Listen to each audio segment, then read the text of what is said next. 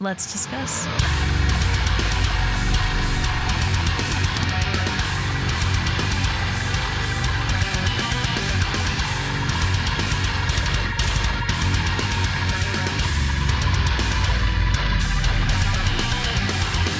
Hey everyone, it's Rachel back again with another video. Starting off my end of the year videos, I will be going over my honorable mentions for my album of the year list. That would be 11, 12, 13, just outside of my top 10. It's been incredibly difficult to rank this year. Once again, we've been getting spoiled with incredible releases. I can't speak highly enough of these albums that I've been listening to so much this year. I will also make some playlists and some other things to mention, some other albums on this list that I don't necessarily get to talk about in the few videos I'll be doing for my top 13. So I'm going to get started. I will be starting with number 13, so I'm going to get straight into it.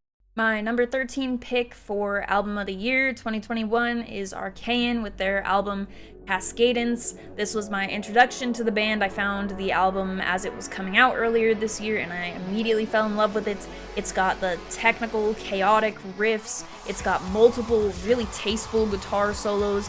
The vocalist is incredible.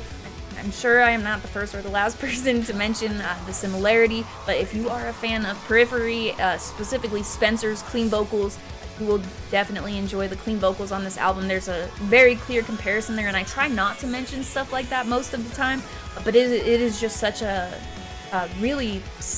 They just have very similar voices, and I love Spencer and Periphery, so for me, I liked that a lot. It was one of the standout pieces, but just overall, as I mentioned, just a well-rounded vocalist when it comes to those uncleans. What I've mentioned before as one of my favorite vocalists was Andy Szezek with his lows, the layered low sound. I love that, and I felt like there were multiple parts on this album where there were lows that were layered like that just sounded incredible. And the bass, if you've seen any of like my live stream videos or really some regular videos on my channel, I talk a lot about how much I enjoy a heavy bass presence. This album definitely like scratches that itch.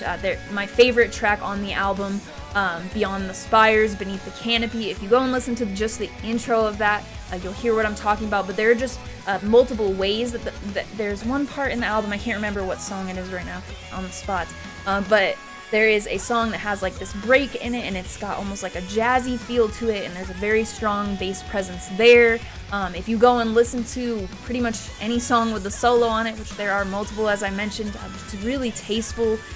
Adds a lot of diversity, I feel, to the sounds from the guitars that you get on this album. But anyway, as I was talking about the bass, I'll get back to the guitar again. But with the bass, there's the presence behind a lot of the guitar solos. You'll hear the bass kind of like carrying that groove during the solo. So a heavy bass presence, really awesome mix on this album, makes everything like the synth on this is amazing. A lot of really cool stuff that adds to the overall feel of the album for sure. Right away, as you're introduced to the synth in the very beginning of the album, it definitely adds a lot, and I feel like the mix kind of lets the well-rounded performance from everyone, because I feel like the drumming was standout, vocals, as I mentioned, definitely stand out, guitar work, excellent. The production on this definitely lets everything shine the right way. I feel like if the production were to be not the way it is, it would take away a lot from this album, because listening to it, put on a good pair of headphones, listen through it, it's just a very awesome album. A lot of really cool stuff involved in there. As I mentioned, those solos really are another thing that I felt like drove it to the next level for me. Standing out as I think back on the album, some of my favorite parts, just really beautiful kind of what I enjoy about the Novelist solos lately. I don't think they have a similar sound, but the similar like soulful feel to them. I feel like that's a lot in this album. Yeah, there is just a ton to love about this. All of the progressive metalcore needs that I have, I feel like they meet.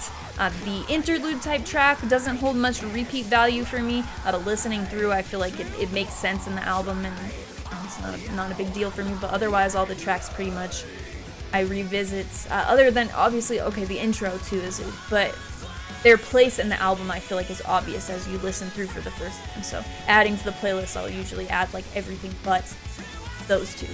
So those are my thoughts on this album. I love this. I will include all their social media in the description and everything like that. Excellent introduction to this band for me. This is their debut full-length album, so awesome job for them. Find their socials and such in the description. My number 12 album of the year for 2021 is The Greatest Mistake of My Life by Holding Absence.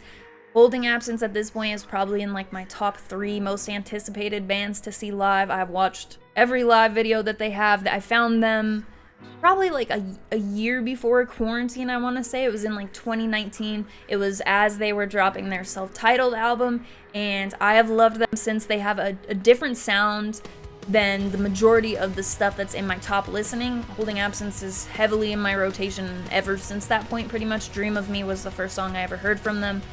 From that point onwards, I was pretty much obsessed with Holding Absence. There's just something really special in the presentation and the lyrics, and I feel like The Greatest Mistake of My Life is definitely a show of the progression that they've made as musicians and as a band. And even though they went through like a member change and all of that, I really like this album for them, and the songs that I love off of this album, I love them. Though this is at the, you know, just at the outskirts of my top 10 for this year, this is heavily in my listening rotation. No More Roses, Die Alone, In Your Lover's Arm is my favorite. In Your Lover's Arms is my favorite track off of this, but those two in general alone probably have like half of my album listens, and I've listened to the album itself outside of that quite a bit too. So I think that there are songs, re-listening to this and going through and kind of preparing to do these videos and double, triple, quadruple, forever checking my album of the year list and removing stuff. I fell in love with some of the songs on here again that I kind of had missed because of how much the ones that stuck out to me. In Circles would be another one. I think Celebration Song and Morning Song, really going back through the album, I was like, I don't like these enough, and there isn't a specific reason other than I go to my go-tos from this so frequently. Those songs that I mentioned have stayed on my listening since the album came out. Probably I think this album really shows how they've mastered like the catchy hook, chorus, but also, you know, we get a little bit of Lucas's like almost yell. I'd like to see a little bit more of that. I think there were two things that I felt like I wanted to see a little bit more of, one of them being probably more important than that. I think the vocal performance on this was phenomenal. It's another display of how they've improved as musicians, Lucas obviously being included in that, and a big part of it. Some of those layered parts, just the really clean, beautiful voice, but then there is like, you know, there's more stuff in the melodies that sounded really good, and it's just an excellent vocal play. I guess I keep using that word, so you're gonna cut me off from that. But other than that, yeah, harmonies, just the voice sounding excellent on this, but also, you know, you get that really sharp drum fills. I feel like for how well they're able to kind of slow it down vocally and open it up for Lucas to really kind of flex his singing voice, they also keep this tone in the drumming that's kind of more energetic than that. If you, especially I watch a lot of their like Instagram reels and stuff like that, and Ash does a lot on Instagram of like the playthroughs. There's just so much energy there, while also so much like sad emotion able to come across. But that's what I really have enjoyed about Holding Absence in the singles that they've done and stuff like that. They just really have balanced their sound. And for this, I think as an overall album, it's excellent. I think had the last half been a little different, rather than like 2 minute-and-a-half songs sandwiched between a 7-minute song. I think if there had been one more full track in there with like that catchy chorus, a really strong hook, the drumming that I'm talking about, like with those drum fills, you know, a lot of the emphasis in, you know, the build up to kind of that's what's really nice too about what I'm talking about with those like light vocal parts, is that they build up to kind of their cap for like the heaviness, and then it kind of falls back into like one of those catchy choruses, or the, you know, something like that. The guitar managing always to give it that Holding Absence feel without being too showy. A lot of stuff that I have on my album of the year list, I feel like the guitar is very showy. Arcaeon being one I just talked about. Definitely some stuff I won't mention because I haven't gotten there yet in my list though, where this just feels very it fit for each other, like very strong performances, but nothing too like flashy when it comes to the guitar or anything, because it just wouldn't it with Holding Absence, but yet still managing to display a lot of like talent and differentiating. I'm going on about this for far too long. You get my point. But I just love this for Holding Absence, but I feel like I could have loved it more and had it up further if it had been a little bit, maybe just like another track in there, or like the end had been split up a little bit differently. I'm not sure what could have been done there, but I think because those two in the end end up getting taken off the playlist so often, and the intro also I don't listen to as often. I think there were some parts of it that just, the repeat value aren't there as much as it is for its strongest parts, which strongest parts are just out of this world. So I love this band. I will always be paying attention to what they're doing. I will link their socials and stuff in the description. They are awesome, so go check them out, give them some love, and I will move on to number 11.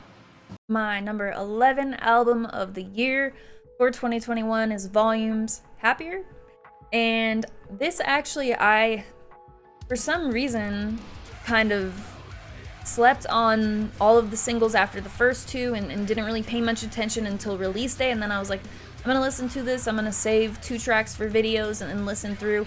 And I ended up being like, I should have done a stream for this. This was something, this out of their discography is definitely towards the top for me, other than you know, since Via, which is probably what a lot of people would say. Other than Holy Water as a standalone too, Holy Water got me really excited for what they were doing, and I feel like this doesn't quite, it makes sense that Holy Water isn't on here, but I still ended up loving this. Holy Water was still like foreshadowing for loving what was to come. I'm not quite sure why I didn't pay attention as it was coming out, but regardless, I got there.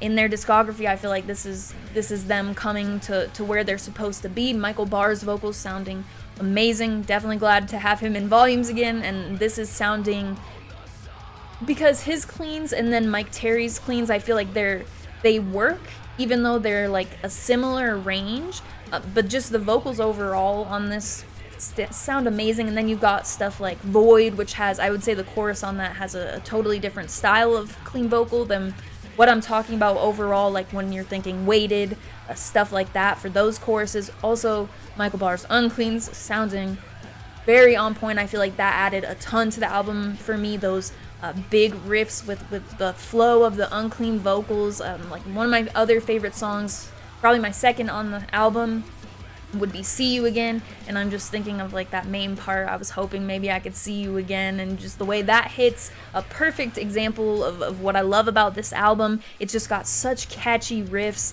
that are really, I don't know what I was expecting in terms of what they would do with the guitar now, or the direction they would go. It doesn't sound like, this doesn't sound crazy different for Volumes or anything. It just sounds like they've really like found their way. I don't know how else to really explain it. There's not a song on this album that I don't like. It's not a skippable album. Usually if I'm picking more than, you know, my top 2, it's a very consistent in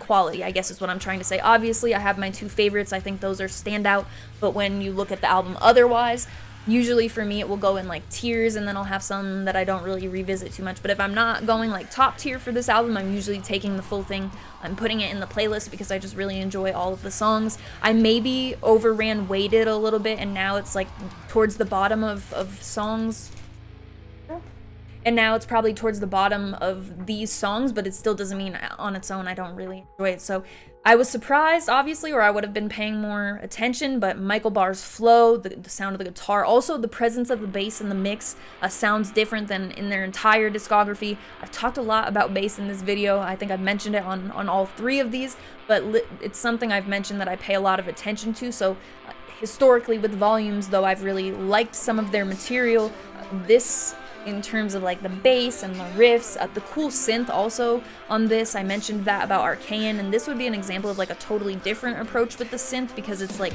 way more subtle, I would say, but still adds so much to it. Like if you put on a good pair of headphones, listen and pay more attention to that in the background, it's just adding a ton to the mood of the tracks.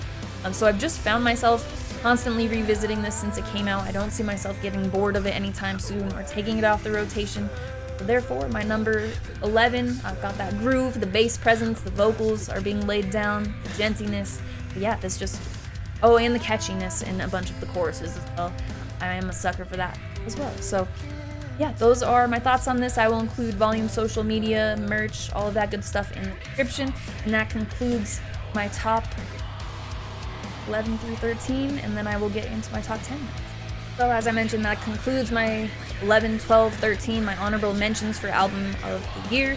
I will get into my 6 through 10 next, and then I'll make a video for 1 through 5. I will try to keep them, you know, somewhat brief so they're not a bunch of like hour-long videos, but it is hard to kind of give everything the attention it feels like it deserves with so much music coming out and stuff. But these bands are awesome. Thank you so much for taking the time to watch the video. Make sure you support the bands because that is the point of all of this. Thank you very much, and this will be continued.